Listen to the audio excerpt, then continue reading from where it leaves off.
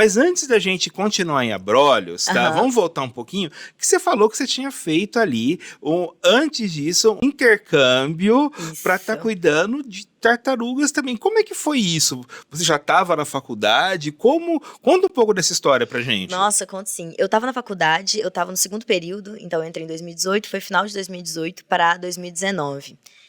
Chegou uma oportunidade que é para um meio de um... É uma empresa, realmente, que faz esse tipo de intercâmbio, que são intercâmbios que você vai de forma voluntária, você trabalha lá, então você paga a sua passagem, mas as pessoas que estão te contratando te dão moradia e alimentação. Então meio que você paga a passagem, trabalha para eles, mas consegue viajar, consegue ter experiências diferentes. E surgiu uma vaga, uma oportunidade, para ir para Costa Rica e trabalhar com tartarugas marinhas.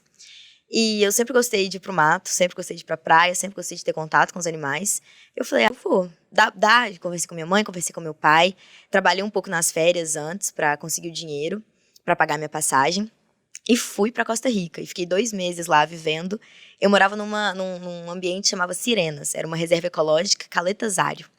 Era uma reserva particular, mas que tinha um contato com o governo. Como quase fosse uma RPPN aqui, então vai Uhum. ser uma reserva que é privada, mas que ainda assim tem contato com o governo. E lá eu estava completamente isolada, morava numa casa com outras 10 pessoas, 4 mexicanos, um alemão e alguns brasileiros. E a gente saía à noite, que a época, normalmente é mais comum que as tartarugas saiam da praia nesse horário, um pouco no final da tarde, quando a maré já tá dando uma baixada. Então elas sobem na praia para colocar os ovos. E o que a gente fazia? O nosso processo principal era ir na praia, a gente andava por noite 10 quilômetros, indo e voltando, e pegando todos os ovos que elas colocavam na praia. Porque na Costa Rica, pelo menos nesse lugar que eu estava, como era muito afastado, a caça era muito comum. E a população local pegava os ovos para alimentação. Então a gente, antes que eles pegassem os ovos, a gente tentava ir lá e pegava todos esses ovos e colocava num ambiente que era um pouco mais seguro. Anotava quantos ovos tinham, de qual espécie era, e a gente tentava acompanhar o desenvolvimento dessas tartarugas. Até o momento que elas saíam do ninho, a gente pegava elas, voltava para o lugar onde a gente pegou os ovos, porque a gente tinha isso tudo bem arquitetado, e soltava elas no oceano de novo.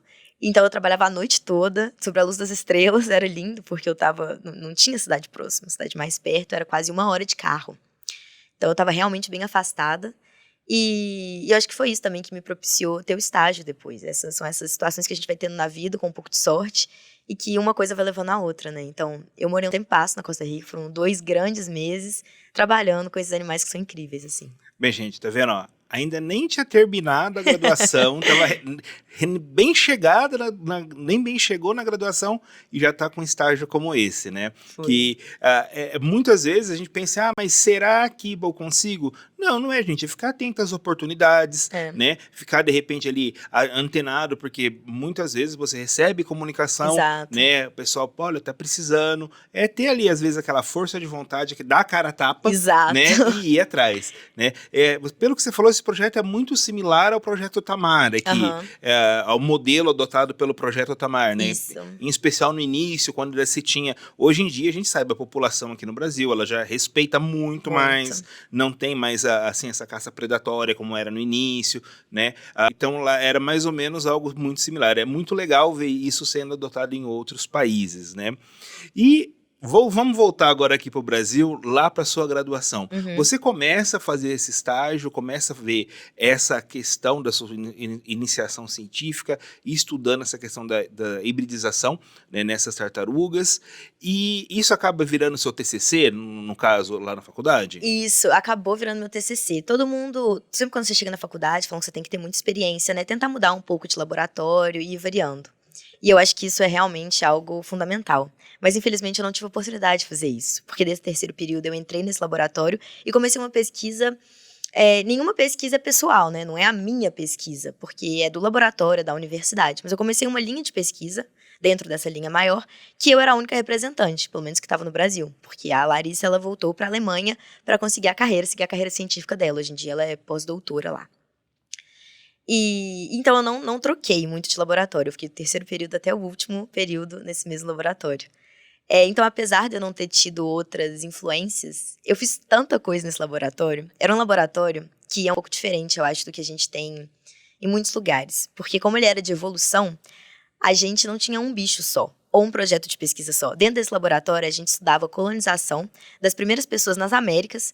Então, como que as primeiras pessoas cruzaram o Estreito da Beringia e vieram para cá e se diversificaram e realmente viraram o que a gente é hoje. E também, né, a parada da Oceania, que ainda tem muita gente que tem essa teoria, que alguns representantes humanos vieram da Oceania para cá. A gente tem uma linha com pássaros e biogeografia, que é interessantíssima. Junto, a gente descobriu algumas espécies de abelha, o Zé conseguiu.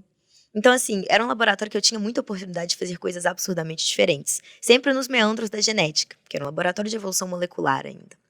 Mas foi uma coisa incrível, que eu fiquei desde o terceiro período até o último período, e foi, no final, meu TCC, que é o artigo que eu estou tentando publicar agora. Bem, é legal a gente... O pessoal que está de fora não tem, às vezes, tanto essa visão, né? Mas o legal da evolução é exatamente ela ser essa corda que une diversos tipos de organismos. Exato. Eu falo organismos porque você pode discutir evolução de planta, porque o mecanismo acaba sendo o mesmo, Exato. né? Lógico, as pequenas nuances todos têm, mas o esquema geral, né? Entender pressão de seleção, entender tudo isso, você delimita o que você está ali estudando e você pode discutir, a grosso modo, com várias pessoas até de outros grupos. Exato. Né? E você falou, seu laboratório é tanto quanto diversificado a esse respeito.